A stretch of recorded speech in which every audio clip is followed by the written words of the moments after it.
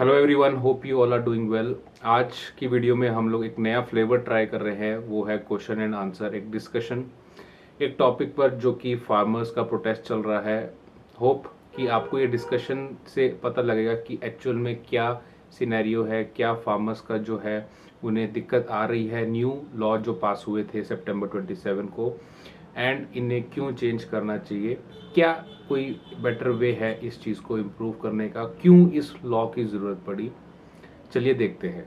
सुल्तान जी, जैसे आपको भी पता होगा 27 सितंबर को जो पार्लियामेंट में ऑर्डिनेंस पास हुए हैं 3 फार्मर्स के रिलेटेड, उनके बारे में आप क्या कहना चाहेंगे?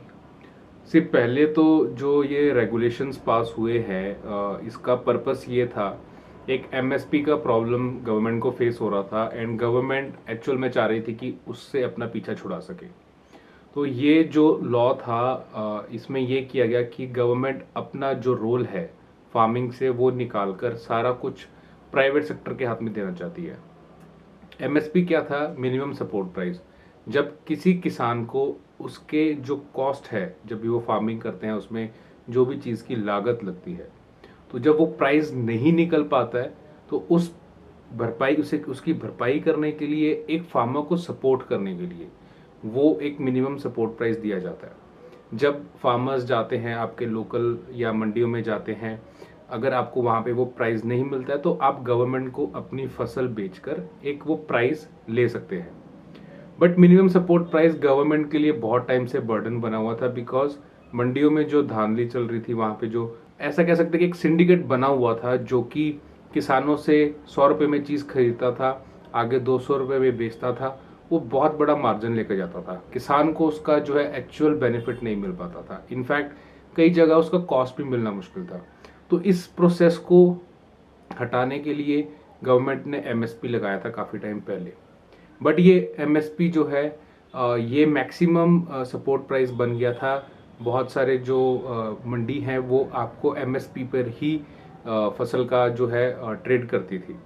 तो ये प्रॉब्लम जो है गवर्नमेंट के लिए इतना ज़्यादा हो गया कि इनको फाइनेंशियल लॉस इतना हो रहा था काफ़ी लंबे टाइम से। तो इस पर्पस से, इस लॉस से निकलने के लिए गवर्नमेंट ने डिसाइड किया दैट जो ट्रेड फार्मर है एंड जो ट्रेडर्स हैं, ये आपका प्राइवेट कंपनी से डील करें। डायरेक्टली आप प्राइवेट कंपनीज को, दुकानदारों को अपनी फसल बेच सकते हो। जिस प्राइस पर आप बेचना चाहते हो आप बेच सकते हो। मिनिमम सपोर्ट प्राइस यहाँ से निकाल दिया गया। यहाँ से गवर्नमेंट ने अपना पीछा छुड़ा लिया। गवर्नमेंट ने ये इतना स्मार्टली चीज़ की, ठीक है वो अपना एक्सपेंसेस कम करना चाहते हैं, बट फार्मर्स जो है वो काफ़ी टाइम से प्रॉब्लम डील कर रहे हैं एंड उन्हें पता है अगर ये प्राइवेट कंपनीज में जाता है, कॉरपोरेट्स में जाता है, तो हो सकता है उन्हें वहाँ पर भी उसका जो बेनिफिट ना मिले। बिकॉज कॉरपोरेट्स का हमें पता है वहाँ पे खून चूस लिया जाता है इंसान का।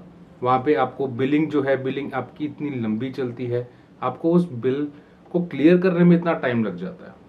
एंड अगर एमएसपी जो है गवर्नमेंट दे रही है, अगर आपका प्राइवेट कंपनीज जो है, अगर आप वहाँ पे सेल करते हैं फिर भी एमएसपी रहेगा, तो ऐसी सिचुएशन में गवर्नमेंट को फिर प्राइवेट कंपनीज को बेचने की जरूरत ही क्या है? It's obvious. अगर एमएसपी गवर्नमेंट देगी, अगर वो क्लॉज तब भी रहेगा, इन दैट केस क्यों कोई गवर्नमेंट उस चीज़ का क्रेडिट नहीं लेना चाहेगी? गवर्नमेंट इस चीज़ का क्रेडिट तभी नहीं लेना चाहेगी जब गवर्नमेंट उस चीज़ को मैनेज नहीं कर पा रही है, उस चीज़ को कंट्रोल नहीं कर पा रही है, उसके हाथ से वो चीज़ें निकल चुकी है। So this is the whole protest going on. Government चाह रही है कि प्राइवेटाइजेशन हो एंड फार्मर्स का कहना है कि नहीं, गवर्नमेंट का रोल रहना चाहिए, एमएसपी मिलना चाहिए। इसमें बात ऐसे है, अगर गवर्नमेंट वाकई में ही फार्मर्स का भला करना चाहती है तो सबसे पहले जो स्वामीनाथन रिपोर्ट है उसको जो है कंसीडर करके एकदम से लागू करना चाहिए, ताकि जो किसान हैं उन्हें बेनिफिट मिल पाए। और उसके अलावा जैसे कि आप बता रहे हो कि एमएसपी पे माल बिक रहा है, अभी ऐसा कुछ भी नहीं है। ये मशीन में जब मॉइस्चर चेक करना होता है, ये उस मशीन में गड़बड़ कर देते हैं। उसमें जो आपके क्रॉप्स हैं उसका जो मॉइस्चर है वो ज़्यादा दिखा देता है। उससे क्या करता है, आड़ती जो होते हैं या जो इंस्पेक्टर जो भी चेक करते हैं, उससे उनको जो एमएसपी है वो भी नहीं मिलती है किसानों को। अब गवर्नमेंट के दौरान ही नहीं फार्मर्स को करेक्ट अमाउंट मिल रही है, तो आप कैसे कह सकते हैं कि एक प्राइवेट सेक्टर का कॉरपोरेटर कि अपना मार्जिन खत्म करके फार्मर को जो है ज़्यादा मार्जिन दे देगा। जब गवर्नमेंट ही धांधली में लगी हुई है, तो आप क्या एक्सपेक्ट कर सकते हो कि जो कॉर्पोरेट हाउस हैं वो फार्मर्स के साथ सही तरह डील करवाएंगे। आपने बात कही स्वामीनाथन की, तो इनका क्या रोल है? मैं समझा नहीं, मैंने कभी सुना नहीं इनके बारे में, आप प्लीज थोड़ा समझाएंगे इसके बारे में? स्वामीनाथन रिपोर्ट है, एक कमेटी बैठी थी, उसमें जो है इसके ऊपर जो फार्मर्स की दिक्कत है सेलिंग प्राइस की, उसके ऊपर जो है स्वामीनाथन ने सजेस्ट किया था कि जो इसमें अमाउंट है फार्मर्स को ये ज़्यादा मिलनी चाहिए। इस टाइम जो फार्मर्स हैं ये लॉस पे काम कर रहे हैं, इनकी जो प्रोडक्शन कॉस्ट है वो जैसे 10 रुपये है, तो गवर्नमेंट उन्हें जो है 4-5 रुपये ही दे रही है। एक्चुअल में अगर स्वामीनाथन रिपोर्ट देखी जाए तो उस हिसाब से जो कनक है जो 1800 समथिंग रुपीज़ पे बिक रही है, वो मिनिमम जो है 5000 रुपये की बिकनी चाहिए एक क्विंटल। 5000 रुपीज? जी बिल्कुल, प्लस।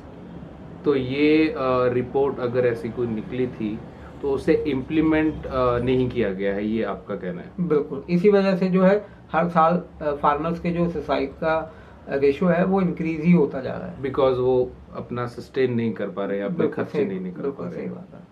तो प्राइवेटाइजेशन भी इसका सोल्यूशन नहीं है, क्योंकि अगर गवर्नमेंट उस चीज़ को मैनेज नहीं कर पा रही है, जिसके पास एक इतना ज़्यादा रिसोर्स है, उसके पास मैन पावर है, देन उसके पास फंड्स हैं, जब गवर्नमेंट इस चीज़ को हैंडल अकेले नहीं कर सकती तो प्राइवेट ऑर्गेनाइजेशंस कैसे करेंगी? यस, वो पॉसिबल है जब एक बहुत जाइंट जो है कॉन्ग्लोमरेट इस चीज़ को हैंडल करे, बिकॉज फार्मिंग एक ऐसी इंडस्ट्री है जहाँ पर इंडिया का बहुत बड़ा रेशियो 60-70 करोड़ जो है बताया जा रहा है लोग किसानी से जुड़े हुए हैं।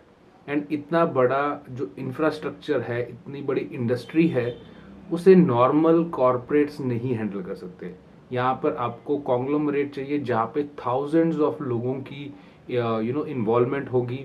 एंड आई थिंक ये राइट टाइम नहीं है दैट इस स्टेज पर एक बिना किसी सपोर्ट के, बिना किसी हेल्प के, बिना किसी गाइडेंस के एकदम से जो है गवर्नमेंट जो है प्राइवेटाइजेशन कर दे। एनीवे, गवर्नमेंट अगर इन फ्यूचर हेल्प करती भी है, अगर ये राइट वे है, तो वहाँ पर भी बहुत ज़रूरी बन जाता है आई थिंक कि गवर्नमेंट एक रूल्स बनाए, एक रेगुलेशंस बनाए। जैसे कि हम लोग एमएसपी की बात कर रहे थे, दैट इन एनी केस कुछ भी हो जाता है, ये तो मिनिमम प्राइस रहेगा ही रहेगा, बट फिर से वही प्रॉब्लम आ जाती है that MSP maximum support price बन जाता है। एंड अगर हम लोग प्राइवेट कंपनीज की बात करें कि वो हेल्प करना चाहती है, तो इज देयर एनी टेंडर जो अभी तक निकला है? आई डोंट थिंक अभी कोई टेंडर निकला है इस चीज़ में जो कि किसी ने आगे बढ़कर अपना कहा हो दैट हम लोग इस चीज़ को, इंफ्रास्ट्रक्चर को हैंडल करेंगे, हम लोग इसका प्राइस जो है आपको XYZ अमाउंट देंगे। एंड अगर कोई कंपनी ऐसा आती भी है तो क्या ऐसा हम लोग भरोसा कर सकते हैं, हम लोग ट्रस्ट कर सकते हैं दैट रियली वो प्राइस मिलेगा? क्योंकि जर्नली देखा गया है दैट कंपनी स्टार्टिंग में सपोर्ट करती हैं, एक आपका प्राइस स्टार्टिंग में देती हैं, एक अपना बिजनेस सेटअप करती हैं, बाद में से वो बैकआउट कर लेती है, वो आपको वो प्राइस नहीं देती जो स्टार्टिंग में दिया जाता था। तो ये जो प्रैक्टिस है वो बहुत कॉमन है, वो इंडस्ट्रीज में कई बार देखा जा चुका है। तो आई थिंक यहाँ पर ये भी एक बहुत बड़ा रिस्क है अगर प्राइवेट कंपनीज के पास जाता है। मैं इसके बारे में आपको ये बताना चाहूँगा, ये जो लॉ अभी सेंट्रल गवर्नमेंट ने पास किया है, ये पहले यूपी में स्टेट लेवल पे ऑर्डिनेंस पास हो चुका है, और उसमें जो है फार्मर्स को कोई फ़ायदा नहीं मिला है, बल्कि उसका नुकसान ही हुआ है उनको। और सेकंड थिंग, गवर्नमेंट कह रही है कि आपको जो है इसमें बिचौलिए ख़त्म कर देंगे हम। वो एक बिचौलिए सिर्फ बिचौलिए नहीं है, वो फार्मर्स के लिए 24 आवर्स ओपन बैंक हैं। वो उनके साथ जो ये आड़ती होते हैं एक फैमिली की तरह डील करते हैं। जब उन्हें पैसे चाहिए होते हैं वो जाते हैं, इवन कि रात को भी अगर उनको ज़रूरत पड़ती है, कभी कोई मिस हैपनिंग हो जाती है या कोई इमरजेंसी हो जाती है, फार्मर्स अपने आड़ती के पास जाते हैं, वहाँ से अमाउंट ले लेते हैं XYZ और अपनी जो है प्रॉब्लम को सॉर्ट आउट करते हैं। अगर आप आड़तियों को ही ख़त्म कर दोगे तो एक्चुअल में ये होगा, किसानों के पास पैसे ही नहीं होंगे कि वो बीज खरीद कर उसको बो पाएँ या फिर आगे उसको पानी दें या कोई खाद डाल पाएँ। पॉसिबल ही नहीं है कि आप उसको जो है बिचौलिए को यानी कि आड़तिए को ख़त्म कर दो। अगर आप ऐसा कर दोगे तो जो व्यवस्था है वो बिल्कुल ही चरमरा जाएगी। पॉसिबल ही नहीं है कि आप उसको ख़त्म कर दो। यहाँ पे आई थिंक एक चीज़ और भी है कि अगर कोई प्राइवेट कंपनीज होगी वो आपको एडवांस क्यों देगा? वो फसल के में आपको जो भी बीज डालने हैं, या आपकी फसल किसी वजह से मर जाती है, या वहाँ पे आपको पेस्टिसाइड्स करवाना है, वो उनको आपका जो खाद डलवानी है, या उनका कीटाणुओं को मारने के लिए आपको जो भी वहाँ पे दवाइयाँ लगती हैं वो डालनी है, तो ऐसी चीज़ों के लिए कोई आपको एडवांस क्यों देगा? नहीं देते हैं। मैं आपको बताता हूँ, जैसे कि हमारे यहाँ जो एग्रीकल्चर लैंड का 1 एकड़ का प्राइस है वो 40 to 50 वेरी करता है पर लैख Okay. पर एकड़।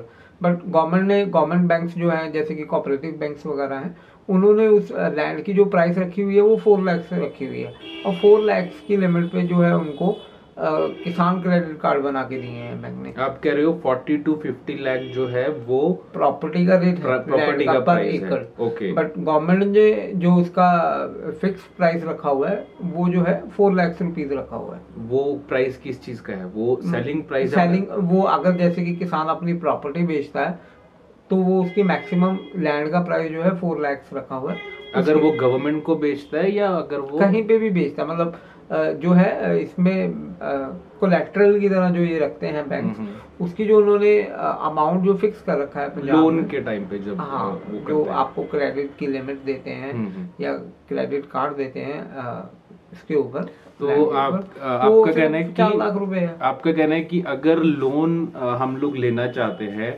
उस प्रॉपर्टी के अगेंस्ट कोलेटरल रखकर, तो उसका जो है वैल्यू 10% पर आ जाती है। हाँ, पंजाब में तो ऐसा ही है, बाकी अदर स्टेट का तो मैं आपको कुछ नहीं कह पाऊंगा इसके ये बारे भी में। काफ़ी गलत चीज़ है। अगर हम लोग नॉर्मली किसी रेजिडेंशियल जो है हमारी प्रॉपर्टी की या कमर्शियल प्रॉपर्टी की बात करते हैं, तो वहाँ पे काफ़ी अच्छी वैल्यू मिलती है। आई थिंक 60-70% तो रहती है वहाँ पे। बिल्कुल, इवन के जिनकी ये गवर्नमेंट जो प्राइस दे रही है 4 लाख रुपीस जो है क्रेडिट लिमिट, उसी लैंड का अगर कोई फार्मर उसको रेंट पे लेता है तो ईयरली वो 50 to 60,000 रुपीज वो उसका रेंट ही दे रहा है। राइट। वो ईयरली जो ठेके पे हम लोग हाँ, बोलते हैं, जिसको हम ठेके पे कहते हैं, हाड़ी सोनी जो होती है, वो जो है साल का 50 से 60 हजार रुपये साल का वो ही दे रहे हैं। राइट।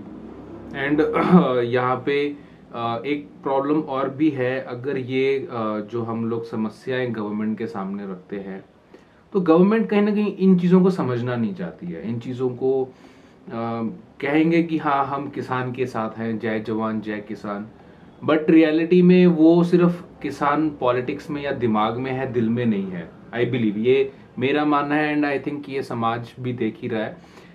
बिकॉज जब भी कोई हम लोग प्रोटेस्ट कर रहे हैं, अभी भी हम लोग देख रहे हैं कि हमारे जो फार्मर्स प्रोटेस्ट कर रहे हैं, ये सिर्फ फार्मर्स का प्रोटेस्ट नहीं रह गया है। ये आई थिंक सभी इंडियंस का, एक ह्यूमंस का, इंसानों का हमारा एक प्रोटेस्ट बन गया, एक ह्यूमैनिटी का कॉज बन गया है। तो यहाँ पे हमारी गवर्नमेंट का बहुत ही स्ट्रेंज रिस्पॉन्स है इसमें। गवर्नमेंट कह रही है कि जो प्रोटेस्ट कर रहा है वो कांग्रेस का पार्ट है, वो दूसरी पार्टीज का पार्ट है, वो खालिस्तानी है, वो एंटी नेशनल है, एटसेट्रा एटसेट्रा। तो इसके बारे में आपका क्या कहना है? ये भी बहुत गलत है इन माय ओपिनियन। ये ऐसा है कि मुद्दे पे से जो पब्लिक है, जो न्यूज़ में देख रहे हैं ऑडियंस, उनका ध्यान हटाने के लिए ये जो है इधर उधर की चीज़ें दिखाई जा रही हैं। इस वजह से जो है ये सब किया जा रहा है। जैसे कि आपको एक और बात बताना चाहूँगा मैं, इंडिया की जो पॉपुलेशन है पहले 70 थी, अब अप्रॉक्सीमेट 50% पॉपुलेशन जो है प्राइमरी सेक्टर मतलब एग्रीकल्चर के साथ जुड़ी हुई थी। और आपको मैं बताना चाहूँगा जो जीडीपी में प्राइमरी सेक्टर के जो रोल है वो 15 to 70% ही है, 15 to 17%। आप कह रहे हो कि फार्मर्स का इतना बड़ा रेशियो जो है, मतलब पॉपुलेशन का इतना बड़ा रेशियो फार्मर्स है, बट जीडीपी में जो कंट्रीब्यूशन है वो 17% आप बता रहे हैं, 15-17% इतना है। बिल्कुल। आपको मैं इसके बारे में एक और बात बताना चाहूँगा, इवन कि स्टेट गवर्नमेंट्स या फिर सेंट्रल गवर्नमेंट भी, सभी को इन्वॉल्व करूँगा। अगर ये फार्मर्स की प्रॉब्लम को सॉल्व करना चाहते दिल से, तो अब तक जो है आपको मैं बताना चाहूँगा, इंडिया में जो है हर साल फ्लड आते हैं एक स्टेट में, और दूसरी साथ की स्टेट में जो है सूखा पड़ा हुआ होता है। राइट। अगर ये चाहते, अगर ये कैनाल्स का, रिवर्स का अगर ये एक नेटवर्क खड़ा कर देते तो ये बाढ़ वाली समस्या जो है इंडिया में होनी ही नहीं थी, और हर स्टेट में आपको प्रॉपर पानी मिलता और पानी की समस्या ही नहीं रहती। और आजकल अभी जो है गर्मियाँ शुरू भी नहीं होती हैं, महाराष्ट्र की साइड चले जाओ, वहाँ पे मतलब लोग जो हैं अपने कैटल्स को फ्री कर देते हैं कि जहाँ तुम्हें पानी मिलता है, मिल गए तो ठीक है, सरवाइव हो, उनके कैटल्स कर गए तो ठीक है, नहीं ये तो। कहाँ की बात कर रहे हैं? ये मैं महाराष्ट्र की बात कर रहा हूँ आपको। ये आपने आई थिंक न्यूज़ में कहीं देखा होगा। हाँ, न्यूज़ में मैंने हर साल ये डिस्कस होता है, गर्मियाँ शुरू होने से पहले ही महाराष्ट्र में बुरा हाल हो जाता है पानी से। राइट। एक यहाँ पे बहुत अच्छा पॉइंट आपने बताया। आई थिंक ये चीज़ें शायद अभी तक कहीं पे एग्जिस्ट नहीं करती हैं, दैट जो फ्लड्स का पानी है वो एक बहुत ही वेस्ट में चला जाता है, और उसमें उसका अगर कैनाल बनाकर और ऐसे एरियाज में यूज़ किया जा सके जो कि आपका ड्राई स्टेट्स है, या कहें कि वहाँ पे पानी की समस्या है, तो वो काफ़ी अच्छा सॉल्यूशन होगा। बिल्कुल। इसमें इंफ्रास्ट्रक्चर आई थिंक काफ़ी ज़्यादा बड़ा बनेगा। बिल्कुल वही बताना चाहूंगा, जैसे कि बिहार में कोसी नदी है, हर साल बाढ़ आती है वहाँ पे, और साथ की नेबर स्टेट यूपी है, वहाँ हर साल अकाल पड़ जाता है पानी का। राइट। पानी का सूखा पड़ जाता है। बिल्कुल। अगर वो नेटवर्क बना होता, देश आजाद हुए को इतने साल हो गए हैं, बट अगर ग्राउंड पे काम किया होता तो ये दिक्कत कब की खत्म हो जानी थी। एग्जैक्टली। बट यहाँ पे आई थिंक आपने एक बहुत अच्छा बिजनेस एक आइडिया भी दे दिया है कि अगर कैनाल्स बनाकर एक पानी को जो है ट्रांसफर कर सकते हैं, दूसरी जगह लाया जा सकता है, तो आई थिंक यहाँ पे एक बहुत बड़ा सेक्टर बन सकता है जिसमें बहुत अच्छी जॉब्स की बिल्कुल, इसमें पैदा हो सकती है। एंटरप्रेन्योर हो सकता है, जैसे कि आप नेटवर्क बना रहे हो तो उसमें आप जो है एंटरप्राइजेज खोल सकते हो। आजकल के युवा हैं वो इसमें अपना फिशिंग का काम कर सकते हैं। यू मीन के जो हमारा फिशरी रहती है, या तो वहाँ बिल्कुल पर आप बिल्कुल उसको सी फूड वहाँ पर रख सकते हो, वहाँ से आप सप्लाई कर सकते हो। बिल्कुल बिल्कुल। एग्जैक्टली। आई थिंक ये तो एक बहुत काफ़ी अच्छा आइडिया एक निकल कर आया है। यहाँ पर कितने सारा जो है बिजनेस अपॉर्चुनिटीज़, जॉब अपॉर्चुनिटीज़ निकल कर आई है। ये भी जो है कभी आई थिंक डिटेल में हम फिर से डिस्कस करेंगे इस टॉपिक पर। हाँ, बट आज हम लोग जो बात कर रहे थे प्रोटेस्ट के बारे में। सो मेरा जैसे पॉइंट था कि बीजेपी यहाँ पे है, जो सेंटर हमारी गवर्नमेंट है, प्रोटेस्टर्स को बोलती है दैट यू आर खालिस्तानी, आप दूसरी पार्टीज के प्रवक्ता हैं, सपोर्टर्स हैं। उसमें आप कह रहे हो कि ये भड़काने का मेन मुद्दे से मेन मुद्दा है, या उनका कोशिश है हटाने के लिए राइट ये सब बोला जा रहा है। राइट। और इसमें आई थिंक ये शायद एक लिमिट हो चुकी है दैट गवर्नमेंट इस तरह की स्ट्रेटजीज यूज कर रही है।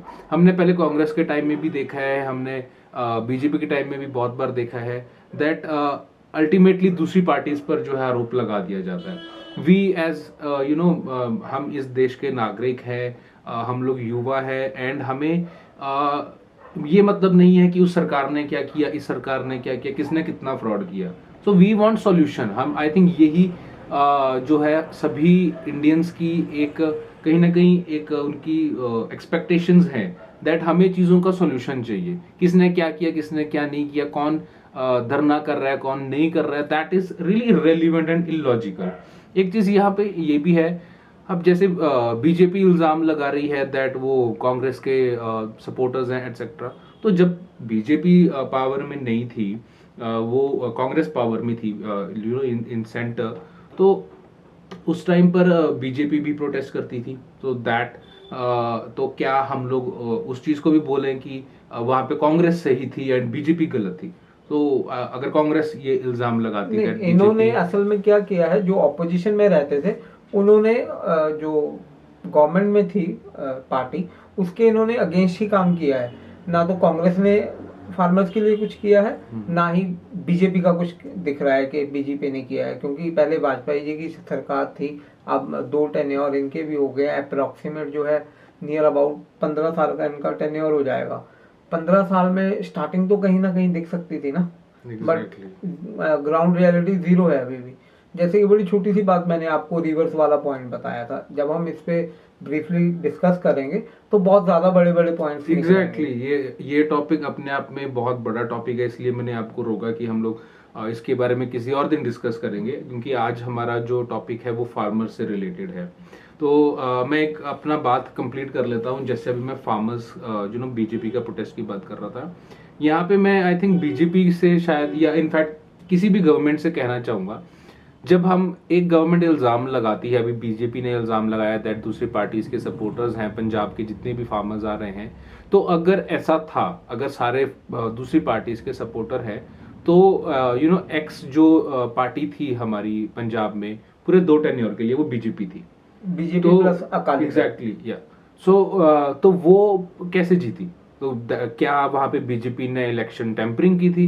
बिकॉज अगर सभी जो है वो दूसरी पार्टीज के सपोर्टर हैं, तो बीजेपी कैसे जीत रही थी लगातार 2 टेन्योर के लिए? अगर यही बात है तो जो यूपी है, यूपी में बीजेपी की गवर्नमेंट है और वहाँ पे ये ऑर्डिनेंस 6 साल पहले पास हुए थे, बट वहाँ के फार्मर्स भी आ रखे हैं protest. Really very valid point, very valid point. In fact वो एक्सपेक्ट कर रहे हैं कि शायद जो है पंजाब के, अगर हम लोग किसानों के साथ, हरियाणा के किसानों के साथ अगर वो खड़े होते हैं और ये कानून वापस लिए जाते हैं, तो शायद उनकी भी कहीं ना कहीं कुछ हेल्प हो जाए, वो भी, उन्हें भी कहीं ना कहीं एमएसपी मिल जाए। बिल्कुल, अगर ये किसी पार्टी की या स्टेट का ऑर्गेनाइज किया होता ये आंदोलन, तो फिर इसमें जो खाप पंचायतें हैं वो क्यों आती? अब जैसे कि रिसेंटली आपको बताना चाहूँगा, जो मजदूर ऑर्गेनाइजेशन है महाराष्ट्र की, उन्होंने भी सपोर्ट किया है। इवन की अदर्स जो स्टेट्स हैं जैसे कि तेलंगाना एंड मैनी मोर, वो भी जो है सपोर्ट कर रहे हैं इस प्रोटेस्ट को। अगर ये गलत होते तो ऑल ओवर एक इंडिया में जो है, इवन कि आपको बताना चाहूँगा दिल्ली में जो है, दिल्ली इन्होंने बॉर्डर बंद कर दिए हैं फार्मर्स ने, बट जो दिल्ली के लोकल यूथ है वो इन प्रोटेस्ट में आ रहे हैं, सपोर्ट आ रहे हैं। वो एक तरह से सेवा कर रहे हैं कि अगर आपको कोई मेडिसिन चाहिए, इवन के जो आपका चाय वगैरह दे रहे हैं, मतलब जितना वो अपनी तरफ से उनकी तरफ से जो हो रहा है वो कंट्रीब्यूट कर रहे हैं। Right right right. ये आई थिंक काफी अच्छा एग्जाम्पल हमें देखने को मिला, बिकॉज ये एक ह्यूमैनिटी के तौर पे काम किया जा रहा है जो हमारी पब्लिक कर रही है। फार्मिंग से बहुत बड़ी जनता जुड़ी हुई है, बट सभी नहीं जुड़े हुए हैं। जो नहीं जुड़े हुए हैं वो भी कोशिश कर रहे हैं दैट हम लोग फार्मर्स की हेल्प कैसे कर सकते हैं, बिकॉज ये हम सबको पता है that they are suffering and they need solution. Privatization solution नहीं है, खास तौर पे जब तक वहां पे आप स्ट्रिक्ट लॉज नहीं लगाते हो, कोई एक ऐसी कंपनीज नहीं आती जो कि पहले ही इंफ्रास्ट्रक्चर खड़ा रखे, राइट? तो और खास तौर पे जब आपने एमएसपी को रखा ही नहीं, मैं अभी बिल पढ़ रहा था यहाँ पे इनका, जो ये अभी लॉ इन्होंने पास किया गया है, तो उसमें एमएसपी का जिक्र ही नहीं है। सरकार कह रही है कि हमने तो एमएसपी की बात ही नहीं की। उसके बारे में मैं कह चुका हूँ, अगर आपने एमएसपी की बात नहीं की, एमएसपी अगर रहेगा तो आप प्राइवेट कंपनीज को क्यों दे रहे हो ये चीज? बल्कि आपको इसके जो ये ऑर्डिनेंस पास हुए हैं, इसमें एक लूप पॉइंट बताता हूँ। इसमें जो है इन्होंने क्या किया है, गवर्नमेंट ने फार्मर का एक राइट जो होता है सिविल मतलब कोर्ट में जाने के लिए, सुप्रीम कोर्ट या हाई कोर्ट, वो जो है बिल्कुल खत्म ही कर दिया है उन्होंने। एक एसडीएम लेवल पे एक जो है कमेटी फॉर्म करने को कहा है एसडीएम को, और उसके आगे 2 जगह और ऊपर जाने को कहा है कि सीनियर्स के पास फाइल जाएगी। उसके बाद जो उनका फैसला होगा कि वो लास्ट होगा, उसके बाद वो कोर्ट में नहीं जा सकते हैं, जो कि ये बात बहुत गलत है। एग्जैक्टली ये ह्यूमन राइट्स का आई थिंक वायलेशन है। आप हमसे हमारा हक छीन रहे हो। हमारे साथ कुछ अगर गलत होता है, इन किसी किसान के साथ गलत होता है, तो उसका हक बनता है कि वो कहीं पर जाके अपनी बात रखे। बिल्कुल, अगर यही बात है फिर तो हाई कोर्ट या सुप्रीम कोर्ट या सेशन कोर्ट है, इनको खत्म कर देना चाहिए, क्योंकि जो भी ये प्रॉब्लम्स हैं इनके कंसर्न डिपार्टमेंट के जो एचओडी हैं, हेड ऑफ द डिपार्टमेंट हैं, वो सारे फैसले वो ही कर देंगे। फिर तो हमें कोर्ट सिस्टम की जरूरत ही नहीं है। Right right. यहाँ पे क्या किया जा रहा है, I explain a little bit. तो अगर किसी फार्मर का कोई डिस्प्यूट होता है किसी दूसरे फार्मर से जिससे वो ट्रेड कर रहा है फसल को लेकर, या किसी दुकानदार से, किसी प्राइवेट कंपनी से जिसको भी वो फसल बेच रहा है, उसका पैसा वापस पैसा जो फंस जाता है, या कोई भी डिस्प्यूट रहता है, ऐसी सिचुएशन में जो गवर्नमेंट ने लॉ निकाला है उसमें ये लिखा गया है कि आप एसडीएम के पास सब डिविजनल मैजिस्ट्रेट के पास जाकर कंप्लेन कर सकते हैं। एसडीएम 30 डेज का टाइम देता है, वो मिनिमम 2 एंड मैक्सिमम 4 लोगों को हायर करते हैं इस इन्वेस्टिगेशन के लिए, जो कि एसडीएम के अंडर रहते हैं लोग। तो वो लोग इस चीज़ का सॉल्यूशन निकालने की कोशिश करेंगे। वो कोशिश करेंगे कि जो आपका डिस्प्यूट है वो कहीं ना कहीं एक म्यूचुअल कंसेंट में आ जाए, उसका सॉल्यूशन निकालने की कोशिश करेंगे। उसके बाद अगर कोई सॉल्यूशन नहीं निकलता है, फिर से वो एसडीएम के पास जाता है कंसर्न, फिर एसडीएम आगे एपीलेट अथॉरिटी को देता है, उसमें भी 30 डेज का time, then again 30 days time, करते करते 60 डेज नेक्स्ट लेवल पर। देन फाइनली जब वो जाता है एक सेक्रेटरीट लेवल पर, जो कि सेंट्रल गवर्नमेंट में आता है, वहां पर आपको 90 डेज का एक टैट दिया जाता है सॉल्यूशन प्रोवाइड करने के लिए। तो ये जो इतना लंबा प्रोसेस है, तो यहाँ पर तो किसान वो अपना खेती करेगा कि वो इन सब चीजों में चक्कर काटता रहेगा। मेरे कहने का मतलब यही था कि कॉर्पोरेट के पास तो एक हाउस बना रखा है, उन्होंने एक डिपार्टमेंट बना रखा है, वो उन्होंने तो लोग हायर कर रखे हैं, उनका काम ही ये है कि आपको जो है कंसर्न डिपार्टमेंट में जाते रहो, बट फार्मर को फार्मिंग भी करनी है, अपनी फैमिली भी पालनी है। एग्जैक्टली। एंड यहाँ पे एक चीज और भी है कि अगर आपका सॉल्यूशन नहीं निकलता है, हमें पता है कि किस लेवल पर इंडिया में करप्शन होता है, ठीक है, किसी इंडिविजुअल पर किसी पर ब्लेम नहीं करेंगे, बट हमें पता है छोटे लेवल पर काफी ज्यादा रहता है। बट यहाँ पर हर छोटी छोटी जगह पर जो है आपको पैसे खिलाने पड़ते हैं।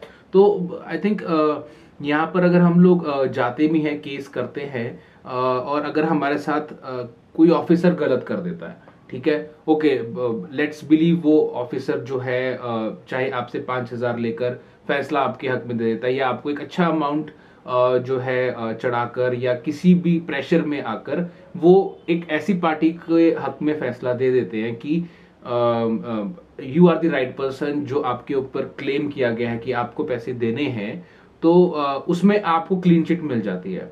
तो ऐसी सिचुएशन में फार्मर्स जो है कल को आपके ऊपर भी प्रोटेस्ट नहीं कर सकते, एंड जो है उन जो अथॉरिटीज जो यूज हुई थी उस पूरे एसडीएम एंड जो दूसरे हमारे डिपार्टमेंट्स हैं, या मतलब जो भी उसमें इन्वॉल्व थे, जो भी एम्प्लॉयज थे, सरकारी एम्प्लॉयज, तो इनके ऊपर आप कल को कोई केस भी नहीं कर सकते। ये क्लियरली मेंशन है दैट आप किसी के ऊपर केस नहीं कर सकते, ना ही वो सब डिविजनल मैजिस्ट्रेट, ना ही उनके अंदर के जो लोग हैं, ना ही आप सेंटर के लोगों के ऊपर कंप्लेंट कर सकते हो। तो अगर कंप्लेंट ही नहीं कर सकते, अगर हमारे साथ कुछ गलत होता है, तो I think this is completely आप जस्टिस को मार रहे हो ऐसा करके।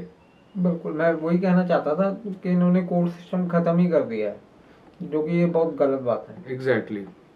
तो ये थे आज के कुछ पॉइंट्स जो कि प्रॉब्लम्स आ रही हैं हमारे किसानों के सामने।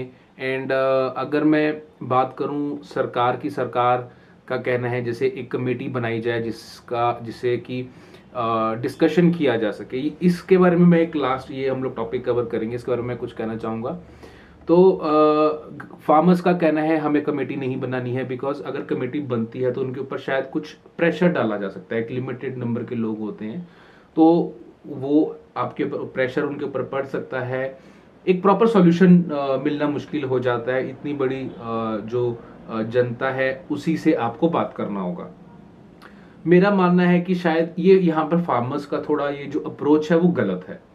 उसका कारण क्या है? कारण ये है कि जब भी कोई मूवमेंट होता है, उस मूवमेंट का एक फेस होता है। आपको अगर मैं 1947 का बताऊं, 1947 की जो आज़ादी हमें मिली थी वो एक मूवमेंट था, उस मूवमेंट के चेहरे थे। उस मूवमेंट में महात्मा गांधी जी थे, भगत सिंह जी थे, चंद्रशेखर आजाद जी थे, इन सब का एक रोल था। ये रिप्रेजेंट करते थे कुछ चीज़ों को। महात्मा गांधी जी जैसे रिप्रेजेंट करते थे कि वायलेंस नहीं करेंगे, but he will stand on his place. वो अगर सही है तो सही है, अगर कुछ गलत हो रहा है उसके अगेंस्ट खड़े रहेंगे, वायलेंस नहीं करेंगे, बट उनका स्टैंड एक बहुत स्ट्रांग था। तो ऐसी एक जो अथॉरिटी फिगर्स होती हैं, ये एक साइकोलॉजिकल रोल प्ले करती है।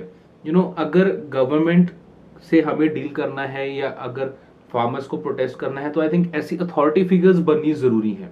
बिकॉज अगर एक पार्टी, एक गवर्नमेंट पार्टी, वो लाखों लोगों को रिप्रेजेंट, मतलब उनसे डिस्कशन करती है, तो उसका कोई सॉल्यूशन ही नहीं निकल सकता, क्योंकि वो बिखरे हुए हैं, राइट। वहां पर हर जितनी कहते हैं ना कि जितनी मुंह उतनी बातें, तो आई थिंक वो वाला मेथड वहां पर आ जाता है। हाँ, यहाँ पर कमेटी में शायद 50 लोग, 100 लोग, 150 लोग ऐसे लोगों को रख सकते हैं, ताकि सब पर तो प्रेशर नहीं डाला जा सकता। हम ये नहीं करें कि बीजेपी जो है प्रेशर डालेगी, सेंट्रल गवर्नमेंट प्रेशर डालेगी। इट्स जस्ट एक जनरल डिस्कशन कि इफ दैट इज दी, अगर कोई लोग डर रहे हैं, किसी के दिमाग में ये चीज है, तो आई थिंक ये एक राइट वे रहेगा। इतने ज्यादा लोगों पर तो जो है प्रेशर नहीं डाला जा सकता। इसका बेस्ट सोल्यूशन मैं आपको बता सकता हूँ। इसमें जितने भी ऑर्गेनाइजेशन हैं, हर ऑर्गेनाइजेशन में से जो है इनको एक पर्सन को सिलेक्ट करना चाहिए, और जो आपकी कमेटी बनती है, चाहे वो फिर 50 जनों की बने, चाहे 70 की बने, चाहे 35 की बने, वो उतने लोग उसमें होने चाहिए। इसमें जो है आपको जो है हर ऑर्गेनाइजेशन से जो है एक इंसान जब मिल जाता है, तो कोई ये नहीं कह पाएगा कि हमारी ऑर्गेनाइजेशन का तो इसमें ध्यान ही नहीं रख पाए हैं। जैसे कि आज मैंने देख रहा था कि ऑल इंडिया लेवल की एक ऑर्गेनाइजेशन है फार्मर्स की, गवर्नमेंट ने उनको एंटरटेन ही नहीं किया। ओके। वो उनके जो प्रतिनिधि थी, एक लेडीज थी, उनका मैं सुन रहा था न्यूज़ में, तो वो यही बता रहे थे कि हम पूरे इंडिया के लेवल से हैं, हमें गवर्नमेंट ने एंटरटेन ही नहीं किया, मतलब हमारी प्रॉब्लम को सुना ही नहीं है। मतलब कमाल है, यहाँ पे एक इंडियन लेवल की एक ऑर्गेनाइजेशन है, उसके प्रधान को सुना नहीं जाता है। तो जब प्राइवेटाइजेशन हो जाएगा, अगर इन केस हो जाता है और वहां पर फार्मर्स प्राइवेट कंपनी से डील करते हैं, वहां पे गवर्नमेंट के ऊपर वो मतलब कोई अप्रोच नहीं कर सकते, किसी कोर्ट में नहीं जा सकते हैं, तो वहां पर क्या सुनवाई होगी? तो यहाँ पे आई थिंक जैसे अभी आपने बोला कि कुछ ऑर्गेनाइजेशंस के जो भी प्रधान है उनको शायद इकट्ठा करना चाहिए। आई थिंक शायद स्टेट लेवल पर, डिस्ट्रिक्ट लेवल पर ये बनना चाहिए कि जितने भी ऑर्गेनाइजेशन हैं, सब में से एक एक जो है, जो भी उनका प्रधान है, चेयरमैन, जो भी वो मतलब अपना एक रिप्रेजेंटेटिव देना चाहते हैं, उन सबको एक थोड़ी बड़ी कमेटी बन जाएगी।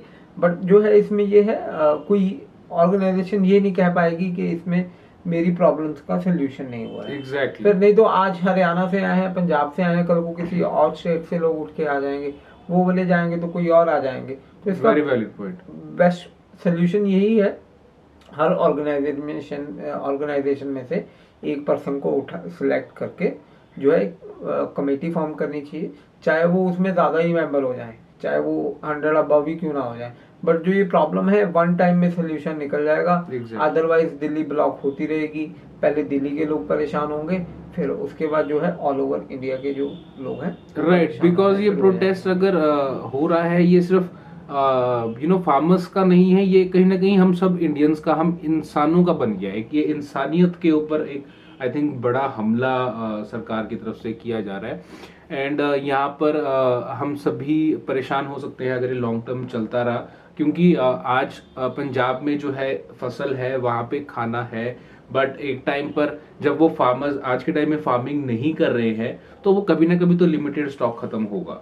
ऑब्वियसली वो खत्म हो जाएगा। और उसके अलावा देखो, हम जब एक वर्ल्ड में है इसमें, तो हम कोई भी एक्टिविटी कर रहे हैं तो वो हम खाने के लिए ही कर रहे हैं end of the day, right. और जो खाना बनाने वाले मतलब ग्रो करने वाले हैं, अगर उन्हीं को नहीं जो है जस्टिस मिलेगा, तो ये जो वर्ल्ड है कब तक सस्टेन कर पाएगा? या वेरी वैलिड पॉइंट। जब खाना बनाने वाला ही अपना सरवाइव नहीं कर सकता है, जब खाना बनाने वाला ही नहीं रहेगा, तो हम लोग कैसे अपना काम करेंगे? काम करने जाएंगे बट खाने में जब एक अनाज का दाना ही नहीं होगा, तो कितना दिन हम लोग जिंदा रहेंगे? तो सारा सिस्टम जो है कोलैप्स हो जाएगा। तो यही था आज का एक हमारा वीडियो, जिसमें हम लोग डिस्कस कर रहे थे फार्मर्स का जो प्रोटेस्ट है, एंड क्या उसमें सॉल्यूशंस निकल सकते हैं। उम्मीद करते हैं आपको आज की वीडियो अच्छी लगी हो। मिलते हैं अगली वीडियो में। धन्यवाद।